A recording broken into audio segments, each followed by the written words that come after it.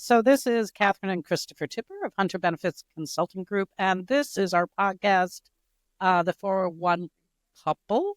And today we have a guest on with us, and would you like to introduce the guest, Chris? Ralph DelSesto from Voya, although I think when I first met you, you were definitely at ING. Okay. And so I love going to LinkedIn before these things and figuring out, do I actually know this person? Because I've always thought of you as the head of TPA distribution. And one of the things we already had as notes were, we're going to have you explain what your job description was. I am not done, dear Catherine, because I've been asked to do the intro, so I can't do the intro and the treat part. Shorted on. No, because I'm not drinking, so it doesn't count as you being shorted because I'm not drinking yet. Okay. But then I noticed the conference support strategy, which is not something I've ever noticed in your title before. So I'm looking forward to hearing what that's about. You're currently with Voya Financial. Now, apparently, either Voya or LinkedIn is doing some aggregating or some summarying with your job history, because they have you at Voya Financial since 1991, which is really interesting because Voya didn't exist in 1991. That is correct. Oh, looking forward to that.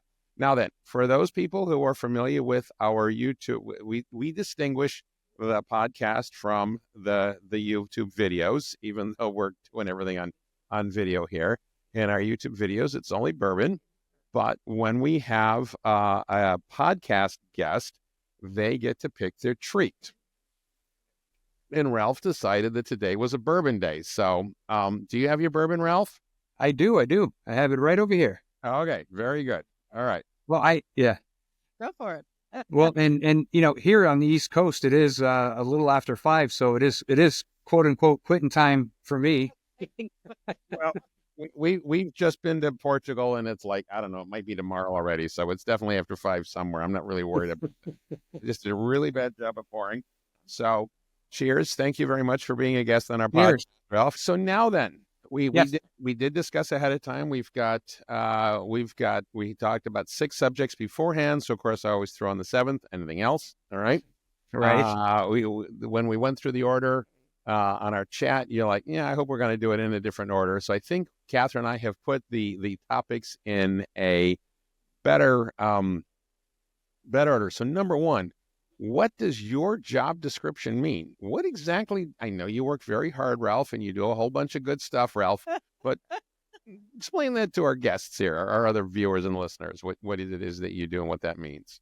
Sure. And let me address your kind of your initial question or your curiosity around the fact that, I started in 1991, but Voya Financial wasn't around in 1991. Well, the reason being is that I actually started with Aetna.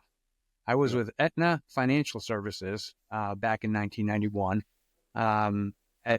After that, we were acquired, or I should say Aetna spun off the financial services division, made it Aetna Financial Services. And then when we were Aetna Financial Services, ING, which is a bank located in Amsterdam, acquired the financial services division of Aetna. So we became Aetna, ING, and then later just rebranded to plain old ING. And then when the 2008 financial crisis happened, at that point, they had to divest banking from insurance and financial services and so on and so forth. And when they divested from us, we did an IPO.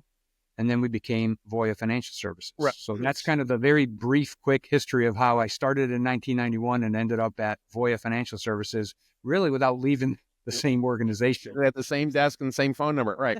Yeah. You are the embodiment, I think, of the same desk rule, buddy. Okay. When with the divestiture, I think was the word you used, to go from ING to Voya, was that a rule from Holland, or was that a Dutch rule, or was that an American rule? No, that was a Dutch rule. They had to separate the bank. They had a banking arm, which was with their core business, and so they had to divest that from their insurance business. And since we were, it was driven by Amsterdam, and so rather than, they gave us the opportunity to IPO, and that's how we became Voya Financial Services, which obviously has worked out very well for us. I wonder what happened to the bank, because there was an ING bank that we There still is an ING bank, and actually it's still in Amsterdam. It just doesn't do business anymore. If you remember, do you remember the old ING bank accounts? They were savings accounts, and they were all the rage for a while. They sold that to Capital One, so now it's Capital One. Oh, that's where it went. Special, you got your ING savings or check. Yeah. Right. Okay. And actually, that branding really helped us, because when we'd go to industry conferences and they see our booth and we were there as ING, they were like, "Oh, I have one of your savings accounts," and that actually helped us, because they came over to mention that, and then we were able to tell them that we're really a financial services organization. So, so that branding helped out. But also, to continue, my role predominantly since the late 90s has been working with TPAs. So I've been directly involved in the formation of the TPA channel back when we were Aetna, and carrying that through all the way here to Voya Financial. So I've been a big supporter of our TPA partners, as well as all the organizations that I've worked for, and that's no different now with Voya Financial. So what's the conference support strategy? Because that seems to be a little bit different than what you're doing with TPAs. Yeah, that is. I see when I get to go on the trips in May. I know I get to see you, but I'm presuming there's more to it than that. Yeah, no, absolutely. And you're referring to our annual TPA conference, which we host every May. So the conference strategy was really within our organizations, as you can imagine, we sponsor and participate in many industry events and meetings like ASPA and NIPA and NAGA and so on and so forth. We were a little bit scattered internally, where the strategy for all these was in the individual businesses as well as the budget. And so the decision was made is, let's try to centralize kind of the strategy around, get a handle on which meetings we're supporting, and then assess, do we need to do further support? Should we, are there meetings that we're not doing and should be doing? And unless you have a holistic picture of that, are able to look across the organization to see kind of what we're sponsoring and what we're participating in, it was very difficult, because you're dealing with a lot of different subject matter experts or owners, different meetings. And so my task and this just happened July of 23, so it's a little over a year that I've taken on this task. And so it's really just kind of coordinating our overall meetings, external and internal, that we support from a Voya Financial standpoint, and putting a little bit of strategy around budget and participation around that. So that's kind of the conference strategy piece of my title. Got it.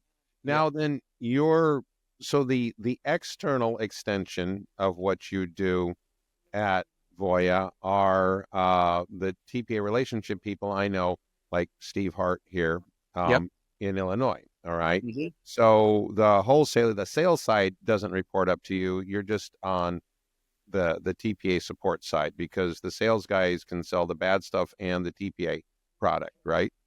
Yeah. So the sales organization. So we're kind of separated into sales and service, and I kind of got your humor there, but I didn't acknowledge it, Christopher.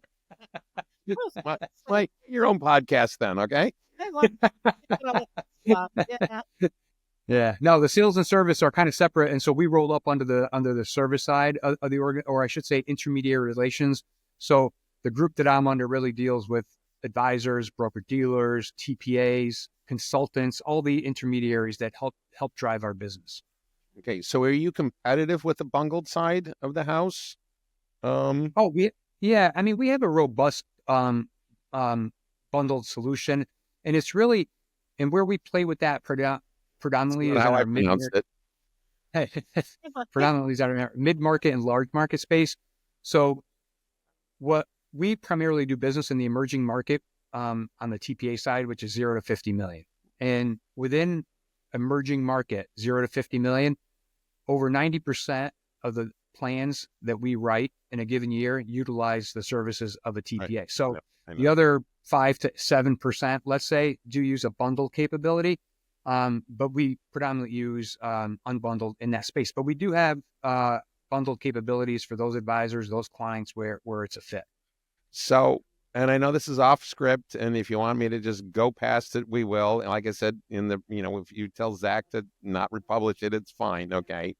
But from a TPA point of view, there are light years of difference between $100,000 plan and a plan with 48 million in it.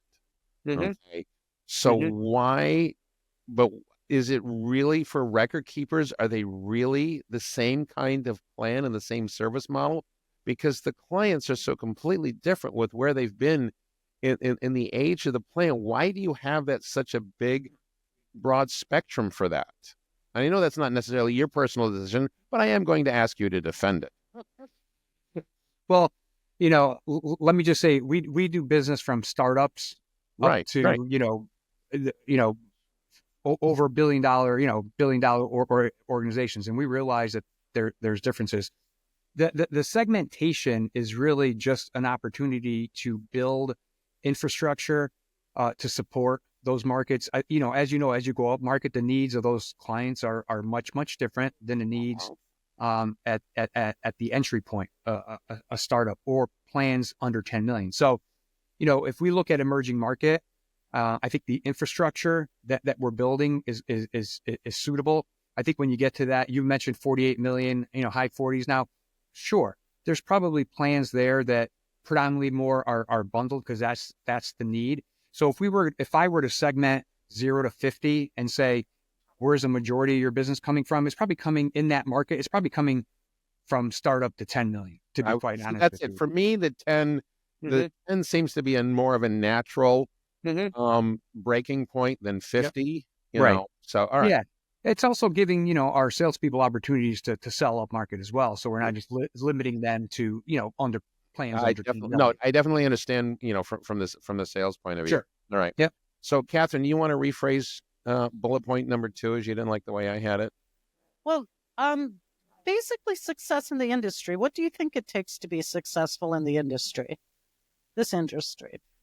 For me personally, success really, it's a broad question, but I'll give you kind of just a couple of, of my experiences.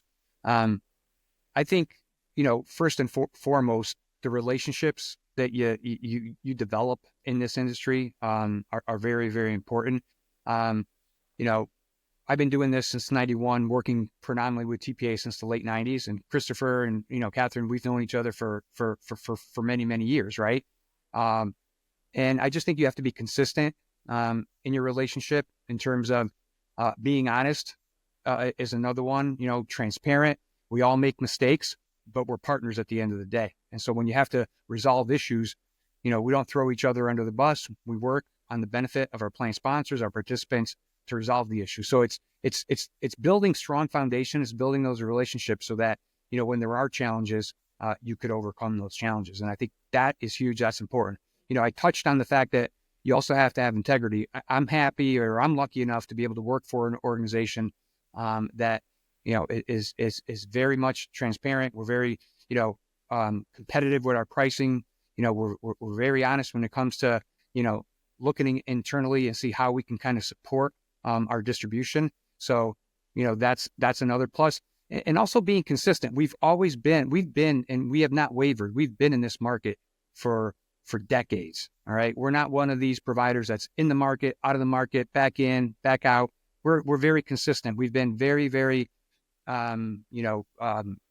thoughtful and purposeful with regard to how we build our products and how we build our technology to support our intermediaries. So that's important. And lastly, you got to like the people you work with. If you don't like the people you work with, you're not going to be successful in this business because, you can't have that confrontation. And so I'm lucky enough to be surrounded by an experienced and a very good team. And also I'm lucky enough to work with TPAs that are just a great group of people within our industry that I certainly get along with and that certainly help, drive opportunities for me both professionally and personally.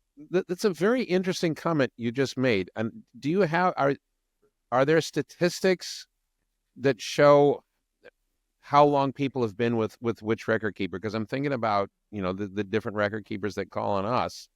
And I'm thinking about how long most of the people I know of at your place, Voya, well, let's say Illinois and West, all right, everybody seems to be the same for the past 15 plus years or something like that. I mean, do you track that against the other record keepers? Do you have less turnover on your side of the house than most other record keepers? Yeah, I'm not sure we track it against other record keepers, but I do know that we have statistics that show kind of our tenureship, and the longevity and the experience of our team. And this is not recent information.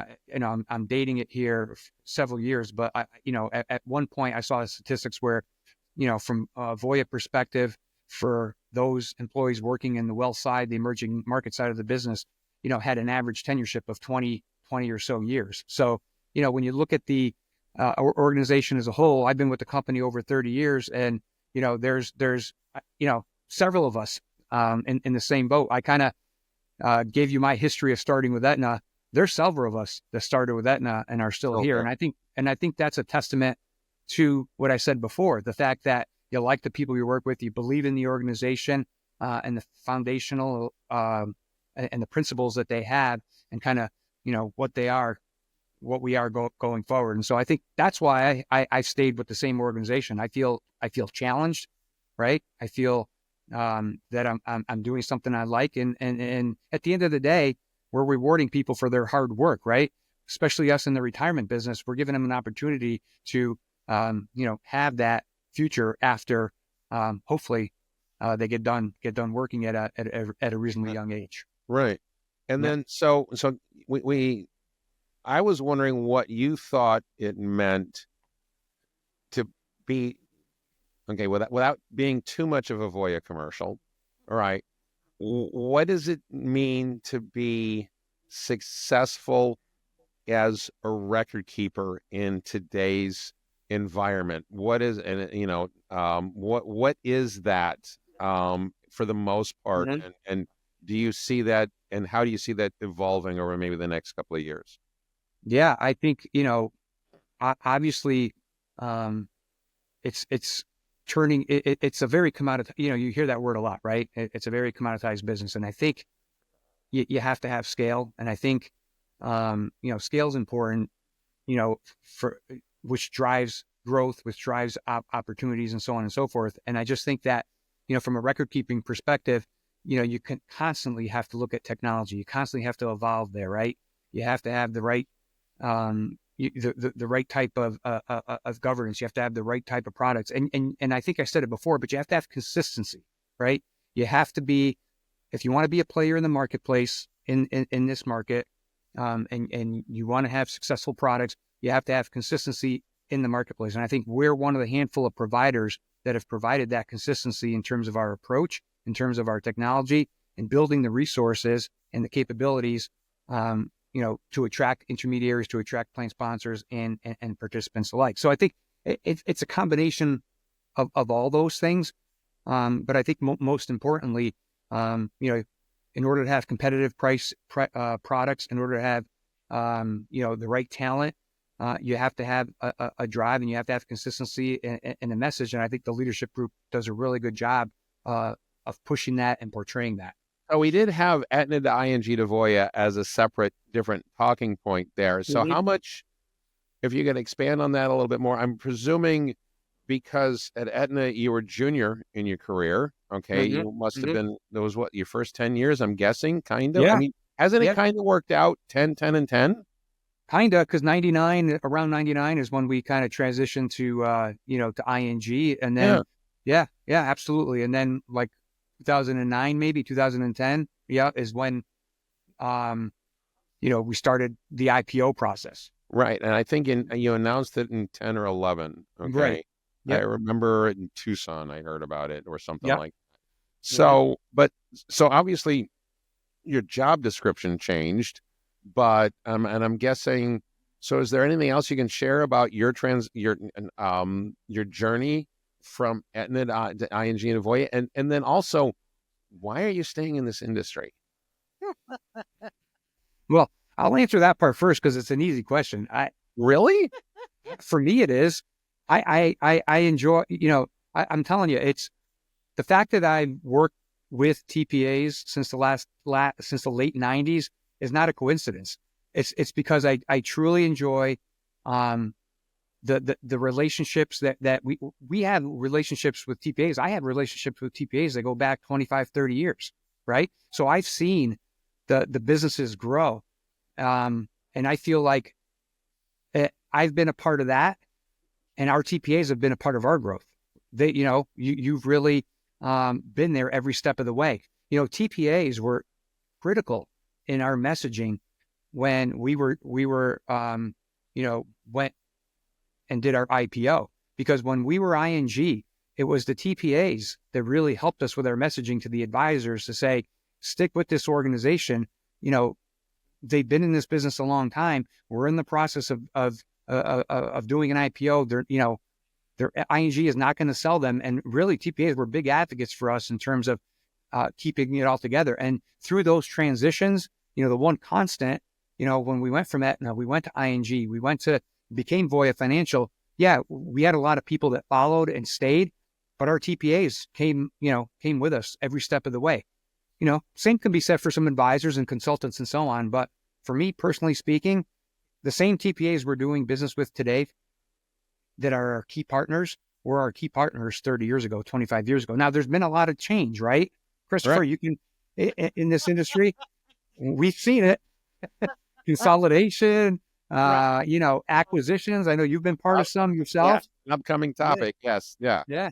No, funny, because it's funny that you mentioned that the way you did, because I never for a moment thought about not doing business with whatever ING's new name was.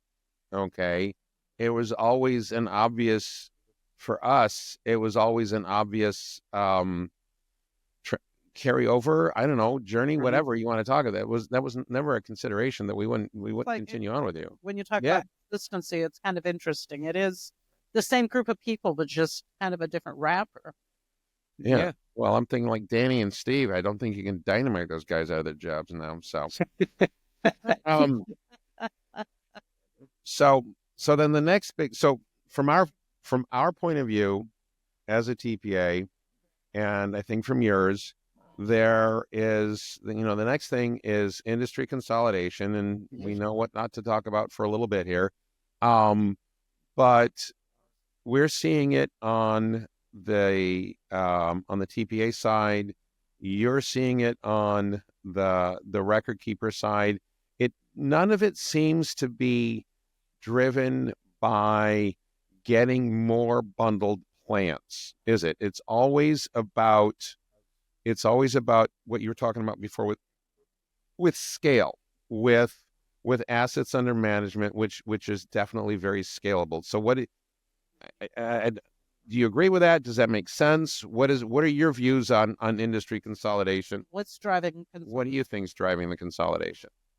Yeah, I mean, I think we're seeing, and you mentioned it, we're seeing consolidation everywhere in our industry, not just with TPAs, not just with record keepers. We're seeing it in the broker-dealer space. We're seeing it in the advisory space. We're seeing it with consultants and aggregators. We're seeing it everywhere. And, when you look at it from a TPA perspective, right, I think that a lot of the consolidation is a little bit about what we talked about before in terms of, it's so commoditized that it's a race to the bottom with fees, and you just need, more scale. It's also more expensive to do business, right? I mean, Christopher, when you guys started your business, were we worried about, cybersecurity? Were we did some of those things ever kind of pop up? You have the fiduciary rules. You have secure. You have so many things that come up. You have to keep up with technology, and so it's becoming much more expensive to be in this industry because of all the things that we need to do. Go ahead. No, I'm presuming it could become public, but I'm wondering when the first year you guys had cybersecurity as a line item on your budget. I'm curious as to when because it wasn't there in 1991. No, there was absolutely. no cybersecurity. Your cybersecurity sucked in 1991, Ralph, because Al Gore hadn't invented the internet yet. I know that. All right. I was just going to say. Story. Yes, I know this story. Okay.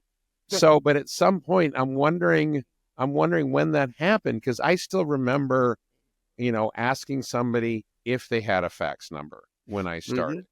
And then, what is your fax number? And then, do you have an email address? What is your email address? Right. But that's been part of it. And so do you see an end in sight for consolidation on the record keeping market? Is there ever going to be an end? Is there going to be one ring to rule them all? Oh, sorry, we're both saying the same thing. Yeah, I can't answer that in terms of will there, all if trending is anything, it looks like it's continuing. And you saw the press release where Voya acquired One America. It becomes official January 1st. So right now we're still two separate companies working independently, and we're working on finalizing the transaction. And when it does, we can talk more broadly. But I just think that it's going to continue to happen. I don't know when it stops. If it stops, that's hard to predict. But yeah, I think we can safely say that 5-10 years from now, that the number of record keepers will be much less than it is today. I mean, look at our market in general. How many fewer TPAs are there today than there were just 5 years ago, just 10 years ago? And it's not like there's less business. There's more plans out there, but there's fewer TPAs administering those plans. Now, the way I look at it though, that, you got to look at, there's advantages there too, because it gives us as record keepers the opportunity to become much more efficient with, fewer key partners, where we can, we can iron out workflows. We can build efficiencies better. You guys are much more familiar with us. So the business is not slowing.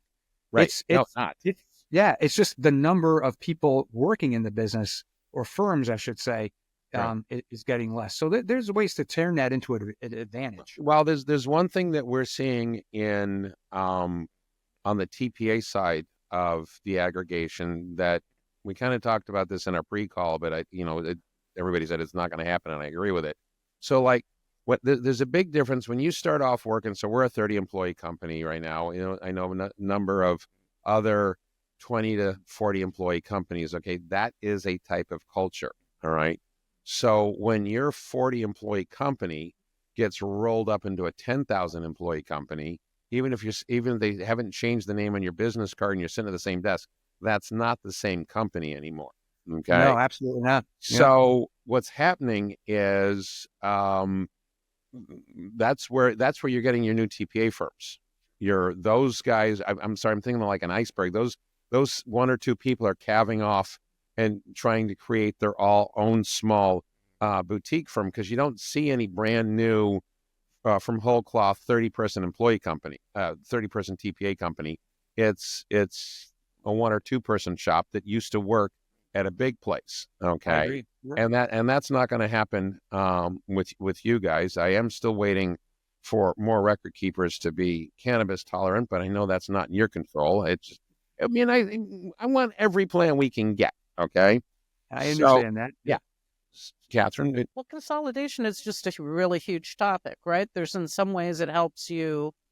Some of the bigger firms do have cost effectiveness in terms of certain processes, but just managing it is so much different. When we talk to somebody who has a 3,000 or 4,000 plan firm, it's just what it takes to manage that is so much different than a 500, 600, 700 plan company. And so it's just kind of different to see the type of people and how they need to do their work has changed. Right. I mean, and Catherine, when, to your point there, I remember, when I first started, and, most TPAs, they call them quote unquote, mom and pop shops, right? It's hard to do business that way now, just because of all the things we talked about before, some of the requirements of technology and so on and so forth. But, when these firms get large like that, they need HR departments, they need IT departments, where when they were smaller firms, maybe you can get away without having some of those. But, as you grow, adds expense because then you need to add TPAs. Ralph, you had all those departments. That was the 4 hours I did on Thursday afternoon. Right. It was or the 3 hours Sunday morning. Yes. Right. No, it was, right. There was, I've always had all these departments, Ralph. Well, It's just never. But you had the role, right? Now I got different people doing it. So, yeah. yeah, Right. it's an interesting, just interesting culturally what's going to change within the industry, having all the consolidations, the jobs changing between the technology and the consultant. Now, the consultant. well, so one of the big changes for us was with COVID, because we had to go remote. So we actually, we now have a lot more people remote. We have a number of employees we've never met face to face yet, because they're all over the place. All right. What happened with Voya as far as did everybody have to go back to the office? Do you guys have a remote?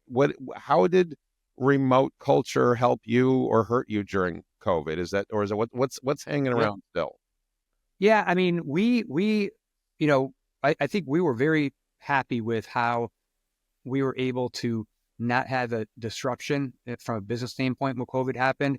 We were really able to take all of our employees and make them remote within a matter of days, up and running with the technology and so on and so forth. And so even before COVID, we had some kind of flexible work schedule where folks were occasionally working at home. And then when COVID hit and we all needed to be work from home, the transition was actually very smooth.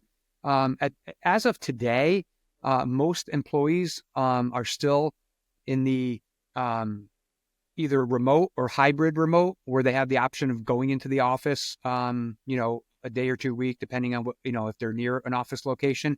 But I think for the most part, the hybrid model is still very successful for us and working. And so, many, if not most of our employees are taking advantage of that and working remotely. And it seems to be going very well. But, it changes how, when you onboard an employee, how you train them, how you work on processes. And so I think we've done a really good job of kind of transitioning that model or that workflow. And from a TPA perspective, 10 years ago, there were TPAs out there that would swear they would never allow a person to work from home and never hire anybody that couldn't come into the office. Look how that's changed for all of you, right? Everybody is now, it opens up your opportunity to hire people anywhere in the country. We have now, March 16th, 2020, Catherine was dead set against ever hiring entry level that was not going to be in the office. Yeah. But we've been successfully doing it. Some of our remotes are entry level people in very distant states, and it's working. It's not 100%, but you don't have 100% within office people either. Mm-hmm. So, it's been very, it's been a good help. So, all right. So we got a couple more issues here, not issues, items. Okay. And then I understand it's a very generic vanilla comments that you can make. Okay. But for the 6 people in the country who've missed the press release, why is Voya buying One America? Can you say who went to who? Is there a, regardless of your situation, is there a record keeper broker out there? Is there some guy out there who's his only business is getting a cut off of record keepers merging? Like there's a headhunter? Hey, I gotta go. I wish I could tell you. I don't know, but it seems like with all the acquisitions and all the consolidation that's going on in the entire industry, that somebody could be making money off of this, right? Right. In terms of the One America acquisition, I can't speak to the specifics of it, in that I wasn't involved in the transaction. But what I can tell you is we're very excited about the opportunity that One America presents itself. We talked about scale. So not only does it add to the assets and the number of plans, but we think we're very happy with some capabilities that they have that Voya didn't originally have that is going to transfer over. Not to mention some additional distribution sources and opportunities that we'll gain. And we're also very happy with the talent that is from One America that's going to be coming to Voya. So it's going to give us the opportunity to add more scale, add more talent, and add some additional capabilities to a very robust offering that we already had. So, we're excited about the transition. I think we're going to be working hard the next 18 months once January hits to take a lot of these plans and repaper them to the Voya products. The good news for you as TPAs is that if you do have One America plans, nothing changes on 1/1. You'll still have access to those plans on the One America system and the One America product and website until that plan, until we get to the transition process, which we think will take anywhere from 18 to 24 months. Oh, it could be 2 years to get everything moved over. Yeah, I mean, our goal is to get it within 18 months, but okay. Yeah. So well, all right. You're gonna be a guest again January of 2027, and we're gonna have a look back chat. All right, see how it all went, and we're gonna put 4 bourbons in you and get you to talk about stuff you're not supposed to talk about. All right. So now then, a topic that is on a lot of business leaders' lips in a positive and a negative point of view, and that's artificial intelligence. I mean, we can talk in a few minutes about what we're thinking about doing or what we're part of right now. But how does Voya see it? How does Ralph see it? Where do you see it impacting first for you? What do you, I mean, what do you think the AI map is for Ralph, for the TPAs at Voya, and for Voya? Yeah, I mean, we can't ignore it, right? It's out there, and I think you have to embrace. It's not a virus, Ralph. I mean, you don't need to get vaccinated against it. I don't know. Sometimes it's playing N45 AI mask. No. It's not a virus, but I equate it to like it. Sometimes it's the unknown creates fear, right? So what I'm trying to say is that it's out there and you have to embrace it. But you can't be afraid of it and ignore it, right? And so just from a personal perspective, you start to kind of look at all the chat GBTs and the co-pilots and the things that are out there and kind of what they are and how you can use them. And so just personally, I've started to explore. I'm by no means an expert or understand how it works, but it seems very powerful. From an industry perspective or from Voya, I think it's not a new concept, right? When you look at, some of the machine learning and the chatbots and some of those other things that we've implemented, it's, I think a form of AI are things that we've been looking at for years now. It's not like it's, something that we just started looking at when you look at those type of things that I just mentioned. But, I think it's kind of like a phased approach, right? The first thing is to kind of build a kind of a proof of concept, right? You want to define some requirements, some governance around it, and then what you want to do is you want to take a task, right, and maybe test it out. So, for example, could we use AI to respond to RFIs or RFPs, right? Because some of those are kind of canned answers, right? So maybe you want to take a look at doing that as an initial phase.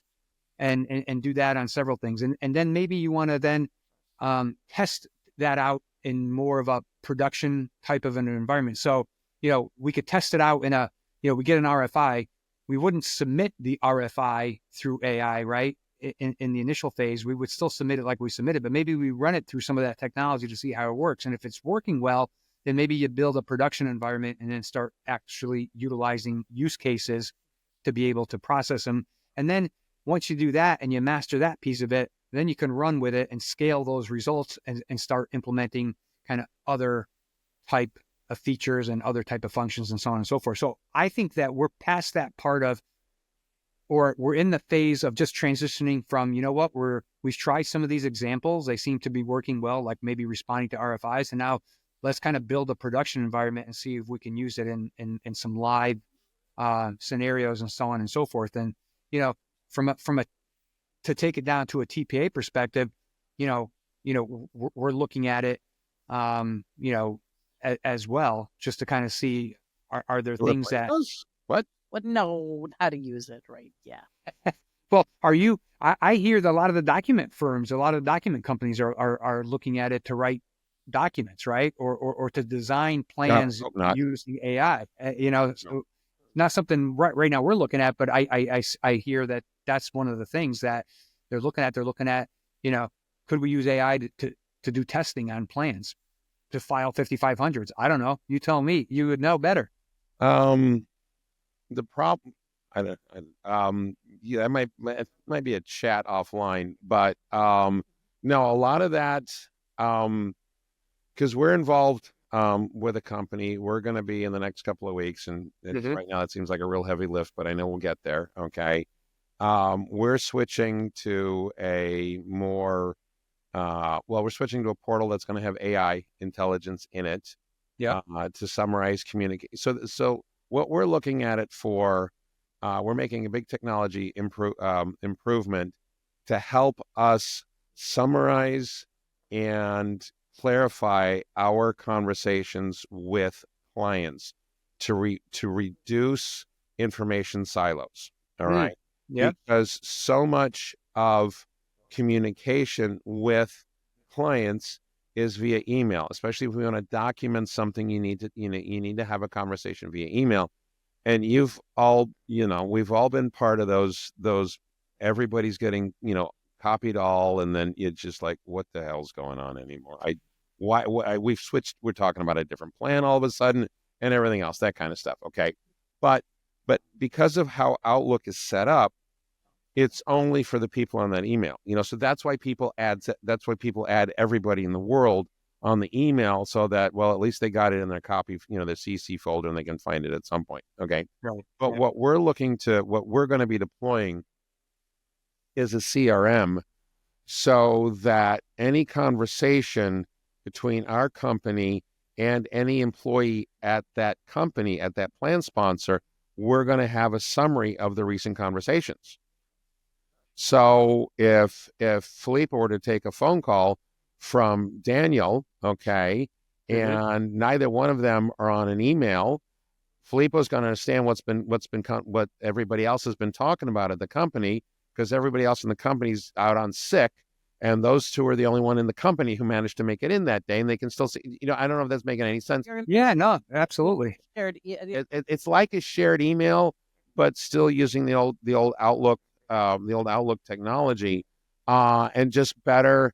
We can use it to make better. Come on, Christopher. We can use it to automate workflows a little bit better, to have more granular workflows. We don't need to have all these tasks for all of our possible types of plans, because we know what plan this is. Things like that. So we're looking at. And we're definitely not doing it to reduce headcount. We're looking at it. We want to take as much drudgery away, so that our staff can do what they do well, and that's talk to clients and help them with their issues. All right. Oh, I couldn't agree more. Yeah, couldn't agree more. It helping with compliance things like testing and stuff like that. It can help with certain parts of it, but we're really pretty, super cautious, because the first thing I always say to somebody I hire is, how many mistakes do you want on your tax form? And the answer is 0, right? Right. Yeah. So, AI getting close is not good enough. So yeah, I really see it first as really helping with the time suck in terms of certain processes. And it's interesting for you to say, the RFPs, that they take so much time to do that. Oh my God, I can see you just going, that takes it from being, I don't know how long it takes you, but when we look at one, we're like, there goes 10 years of my life. It's just a whole different podcast now. It's a whole other, for us, getting data and moving data around and filing things. It's such a pain and takes so much time, and if we can get that off. So what we're being very clear with the people we're working with, and and anybody else that comes to us, you can't just take.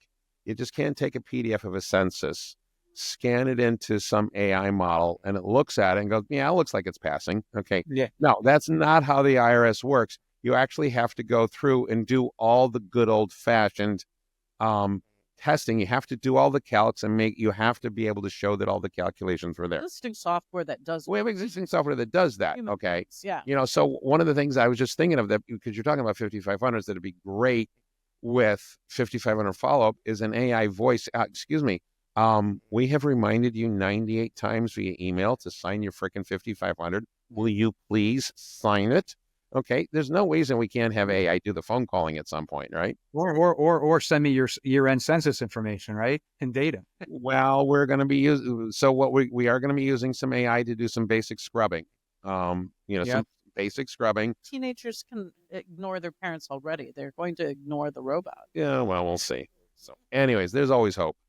Okay. No, but and I agree with you guys. I think where AI is really going to, initially, especially for for TPA, it's creating efficiencies, right? And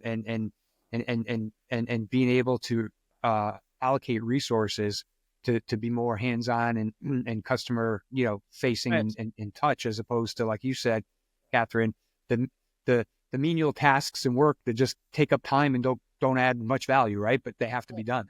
Right. Yeah, and it still is going to be important. You need to know. I mean, I know they're calling them prompt engineers, and it sounds like such a lame thing, but you still do need to ask the right questions and make sure it's being trained on the right stuff. Or you're going to get it does hallucinate and have strokes, and you've got to be careful with that. So Yep, I agree. Ralph, you are a fantastic human and individual. You have now, unfortunately, given me both your mobile number and your personal email address. So we are going to be testing that relationship theory. Okay. Hey, we're gonna find out how true that is. All right. No, but it's always been. I've always looked forward to seeing you. Whenever we've been together or we're doing something industry wide, and I know you're going to be there. It's always been nice to see you. I've always enjoyed having any kind of conversation with you, and you were definitely one of the first people I wanted to have on our podcast. I just thought you'd be a fun conversation, and this is you definitely look at things every day very differently than we do, and that's why we wanted to have a conversation with somebody like you in your position. So, right, yeah, and I first and foremost appreciate both of you, the partnership that we have from a business standpoint, and also just getting to know you over the years has been great. And you know what?